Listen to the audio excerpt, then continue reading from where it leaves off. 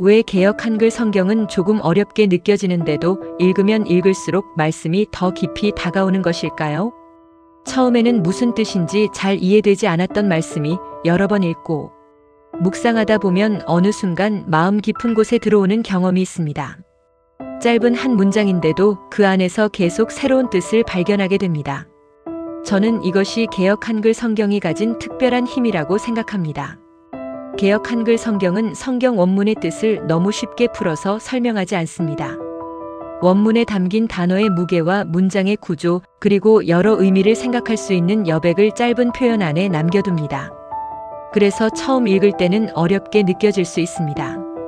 하지만 천천히 읽고 반복해서 읽고 마음에 새기며 읽으면 그 짧은 말씀 속에 담긴 깊이를 조금씩 발견하게 됩니다. 오늘은 왜 개역 한글 성경이 성경 원어의 뜻과 함축을 깊이 느끼게 해주는지 함께 생각해 보겠습니다. 먼저 한 가지는 분명히 말씀드리고 싶습니다. 개역 한글 성경만이 옳고 다른 번역의 성경은 잘못됐다는 뜻은 아닙니다. 개역 개정이나 새 번역처럼 오늘날의 표현으로 다듬어진 성경도 말씀을 이해하는 데 큰 도움이 됩니다. 어려운 구절은 여러 번역본을 함께 비교해서 읽는 것이 좋습니다. 오늘 말씀드리고 싶은 것은 개역 한글 성경만의 특별한 가치입니다. 개역 한글은 성경 원문의 표현을 쉽게 풀어버리기보다 그 뜻을 짧은 문장 속에 압축적으로 담아놓았습니다. 첫 번째로 개역 한글은 원문의 뜻을 너무 빨리 하나로 결정하지 않습니다. 성경을 번역할 때는 크게 두 가지 방법을 생각할 수 있습니다. 하나는 원문에 사용된 단어와 문장 구조를 가능한 한 그대로 살리는 방법입니다.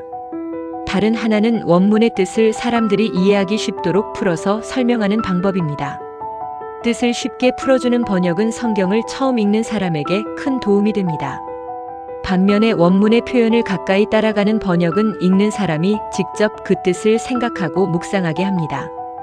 개역 한글 성경은 원문의 표현과 구조를 가까이 따라가려는 특징이 있습니다.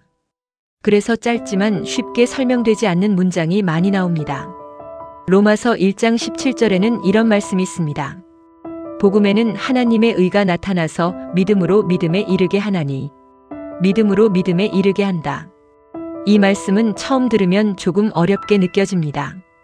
믿음에서 시작하여 더 큰 믿음으로 나아간다는 뜻일까요? 처음부터 마지막까지 믿음으로 살아간다는 뜻일까요? 하나님의 신실하심이 우리에게 믿음을 일으킨다는 뜻일까요? 개역 한글은 이 말씀을 길게 풀어 설명하지 않습니다. 믿음으로 믿음에 이르게 한다는 짧은 표현을 그대로 남겨둡니다. 그래서 우리는 이 말씀 앞에서 잠시 멈추게 됩니다. 그리고 자신에게 질문하게 됩니다. 나의 믿음은 어디에서 시작되었는가? 나는 지금 무엇을 믿고 살아가고 있는가? 나의 삶은 믿음에서 시작하여 믿음으로 이어지고 있는가? 이처럼 개역 한글의 짧고 어려운 표현은 우리를 말씀 앞에 오래 머물게 합니다. 쉽게 이해하고 지나가는 것이 아니라 다시 읽고 생각하고 기도하게 합니다. 두 번째로 개역 한글은 성경 원문에 나타나는 반복의 힘을 잘 느끼게 합니다. 성경에서는 같은 단어나 비슷한 표현이 반복되는 경우가 많습니다. 일상적인 글이라면 같은 말이 반복되지 않도록 다른 표현으로 바꿀 수도 있습니다. 하지만 성경에서 반복은 단순한 중복이 아닙니다. 그 반복 속에는 강조가 있고 감정이 있고 리듬이 있습니다. 전도서 1장 2절을 들어보겠습니다. 전도자가 가로되 헛되고 헛되며 헛되고 헛되니 모든 것이 헛되도다. 헛되다는 말이 계속 반복됩니다. 조금 더 쉽게 풀어서 말한다면 세상의 모든 것이 허무하다고 한 번에 설명할 수도 있습니다. 그러나 그렇게 풀어서 설명하는 것과 헛되고 헛되며 다시 헛되고 헛되다고 반복하는 것은 느낌이 다릅니다. 천천히 소리내어 읽어보면 깊은 탄식이 느껴집니다. 세상의 모든 것을 경험한 사람이 마지막에 내놓는 무거운 고백처럼 들립니다. 개역 한글은 그 반복을 없애지 않습니다. 그래서 성경 원문이 가진 감정과 리듬을 더 직접적으로 느끼게 합니다. 말씀의 뜻만 전달하는 것이 아니라 그 말씀의 무게까지 함께 전달하는 것입니다. 세 번째로 개역 한글은 짧은 문장 안에 여러 층의 의미를 남겨둡니다. 우리가 잘 알고 있는 시편 23편 1절을 들어보겠습니다. 여호와는 나의 목자시니 내가 부족함이 없으리로다. 이 말씀은 매우 짧습니다. 하지만 그 짧은 한 문장 안에는 한 사람의 신앙 고백 전체가 담겨 있습니다. 여호와는 나의 목자시다. 하나님은 멀리 계신 분이 아니라 나를 알고 계시는 분입니다. 나를 인도하시고 먹이시고 보호하시고 위험에서 지켜주시는 목자입니다. 그리고 말씀은 이어집니다. 내가 부족함이 없으리로다. 이것은 원하는 모든 것을 다 얻게 된다는 뜻만은 아닙니다. 내 삶에 아무런 어려움이 없을 것이라는 뜻도 아닙니다. 목자 되시는 하나님께서 나와 함께 하시기 때문에 어떤 상황에서도 결국 나를 인도하시고 필요한 것을 채워주실 것이라는 믿음의 고백입니다. 개역 한글은 이 내용을 길게 설명하지 않습니다. 여호와는 나의 목자시니 내가 부족함이 없으리로다. 한 문장 안에 모든 내용을 담아놓습니다. 그래서 이 말씀은 기쁜 날에도 읽을 수 있고 슬픈 날에도 읽을 수 있습니다. 형편이 좋을 때에도 고백할 수 있고 앞이 보이지 않을 때에도 붙들 수 있습니다. 많은 것을 설명하지 않기 때문에 오히려 더 많은 삶의 순간을 품을 수 있습니다. 이것이 함축된 말씀이 가진 힘입니다. 네 번째로 개역 한글은 성경 원문의 문장 구조가 주는 힘을 느끼게 합니다. 창세기 1장 1절을 들어보겠습니다. 태초에 하나님이 천지를 창조하시니라. 아주 짧고 간결한 문장입니다. 하지만 불필요한 설명이 없습니다. 하나님이 누구인지 증명하려고 하지 않습니다. 누가 하나님을 만들었는지 설명하지도 않습니다. 처음부터 하나님께서 계셨으며 하나님께서 천지를 창조하셨다고 선포합니다. 태초에 하나님이 천지를 창조하시니라. 한 단어씩 천천히 읽어보면 각 단어의 무게가 느껴집니다. 세상보다 먼저 하나님께서 계셨습니다. 모든 것의 시작에 하나님께서 계셨습니다. 하늘과 땅, 보이는 것과 보이지 않는 모든 것의 시작이 하나님께 있다는 선언입니다. 개역 한글의 문장은 짧습니다. 그러나 내용이 부족해서 짧은 것이 아닙니다. 너무 크고 깊은 진리를 짧은 말씀 안에 담고 있기 때문에 간결한 것입니다. 그래서 한 문장을 천천히 읽으면 그 한 문장이 한 편의 설교처럼 다가오기도 합니다. 다섯 번째로 개역 한글의 어려움은 우리를 말씀 앞에 오래 머물게 합니다. 우리는 보통 이해하기 쉬운 것이 좋은 것이라고 생각합니다. 물론 성경의 뜻을 정확히 이해하는 것은 매우 중요합니다. 어려운 말씀은 다른 번역본과 비교해보고 성경 사전이나 주석을 참고하는 것도 필요합니다. 그러나 모든 말씀을 너무 빨리 이해했다고 생각하는 것도 조심해야 합니다. 하나님의 말씀은 한 번 읽고 그 뜻을 모두 알 수 있는 단순한 글이 아니기 때문입니다. 오늘 읽었던 말씀이 내일은 다르게 다가올 수 있습니다. 젊었을 때 읽었던 말씀이 오랜 세월을 살아온 뒤에는 새로운 뜻으로 다가올 수 있습니다. 부모가 되기 전에 읽었던 말씀과 자녀를 위해 밤새 기도한 뒤에 읽는 말씀은 다르게 느껴집니다. 건강할 때 읽는 시편과 병원에서 읽는 시편도 다르게 다가옵니다. 말씀은 같지만 그 말씀을 받아들이는 우리의 삶이 달라졌기 때문입니다. 개역 한글 성경은 때로 우리에게 즉시 답을 주지 않습니다.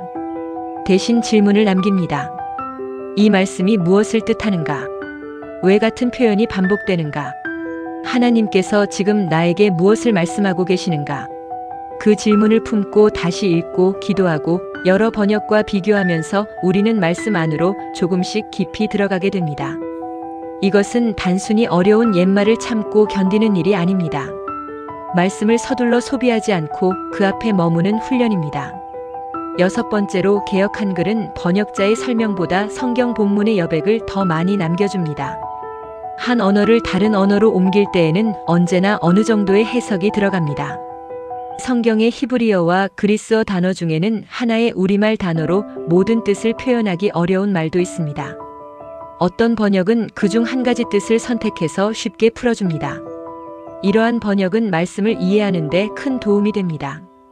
반면 개역 한글처럼 원문의 표현과 구조를 가까이 따라가려는 번역은 뜻을 완전히 풀지 않고 남겨두는 경우가 많습니다. 그 여백 때문에 어렵게 느껴질 수 있습니다. 하지만 동시에 원문에 담긴 여러 의미를 생각할 수 있는 공간도 생깁니다. 번역자가 내려준 결론만 읽고 지나가는 것이 아니라 말씀을 붙들고 직접 질문하게 됩니다. 앞뒤 문맥을 살펴보고 다른 번역과 비교하고 기도하면서 다시 읽게 됩니다. 그래서 개역 한글은 한 절을 천천히 묵상할 때 그 가치가 더욱 잘 드러납니다. 그렇다면 개역 한글 성경을 어떻게 읽으면 좋을까요? 첫째, 소리내어 천천히 읽어보십시오. 개역 한글은 눈으로 빠르게 읽을 때보다 입으로 읽고 귀로 들을 때 문장의 리듬과 울림이 더 잘 살아납니다. 한 절을 읽은 뒤 바로 다음 절로 넘어가지 말고 잠시 멈춰 보십시오. 둘째, 반복되는 단어에 주목해 보십시오. 왜 같은 말이 반복되는지 생각해 보십시오. 그 반복 속에 성경이 강조하려는 뜻이 담겨 있을 수 있습니다. 셋째, 이해되지 않는 표현을 그냥 지나치지 마십시오. 개역 개정이나 새 번역과 함께 비교해 보십시오.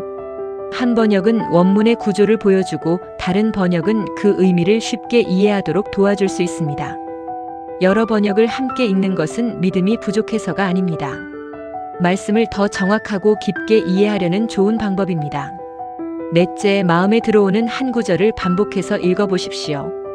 한 번 읽고 끝내지 마십시오. 천천히 3번 정도 읽어보십시오. 첫 번째에는 문장을 읽습니다. 두 번째에는 그 의미를 생각합니다. 세 번째에는 그 말씀이 오늘 나에게 무엇을 말씀하는지 묵상합니다. 개역 한글 성경을 다시 읽어야 하는 이유는 단순히 오래된 성경이기 때문이 아닙니다. 그 안에는 성경 원문의 단어와 문장 구조를 가능한 한 가까이 살리려 했던 번역의 정신이 담겨 있습니다. 뜻을 너무 쉽게 풀어버리기보다 짧은 표현 안에 여러 의미와 깊이를 남겨둡니다. 반복을 반복으로 보여주고 원문이 가진 긴장과 여백을 독자가 느끼게 합니다. 그래서 개역 한글은 읽으면 읽을수록 새로운 질문을 줍니다. 그리고 그 질문은 우리를 다시 말씀 앞으로 불러옵니다. 오늘 집에 있는 개역 한글 성경을 다시 한번 펼쳐보시면 어떨까요? 많은 분량을 읽으려고 서두르지 않으셔도 됩니다.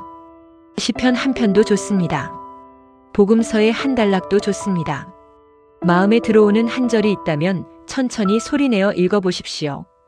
당장 모든 뜻이 이해되지 않아도 괜찮습니다. 그 말씀을 마음속에 품고 하루를 살아보십시오. 어느 순간 그 짧은 말씀이 여러분의 삶과 만나면서 전에 보이지 않았던 뜻을 보여줄 수 있습니다. 성경책의 종이는 오래됐을 수 있습니다. 그 안의 표현도 오늘날에는 낯설게 느껴질 수 있습니다. 그러나 하나님의 말씀은 결코 낡지 않습니다. 짧은 문장 속에 담긴 깊은 뜻은 오늘도 우리의 마음을 깨우고 지친 영혼을 위로하며 다시 걸어갈 길을 보여줍니다. 여러분에게 가장 깊이 남아있는 개역 한글 성경 구절은 무엇입니까? 힘들 때 붙들었던 말씀이나 평생 마음에 간직해온 구절이 있다면 댓글에 남겨주십시오. 여러분이 남겨주신 그 한 구절이 오늘 힘든 시간을 보내는 누군가에게 꼭 필요한 위로가 될 수 있습니다.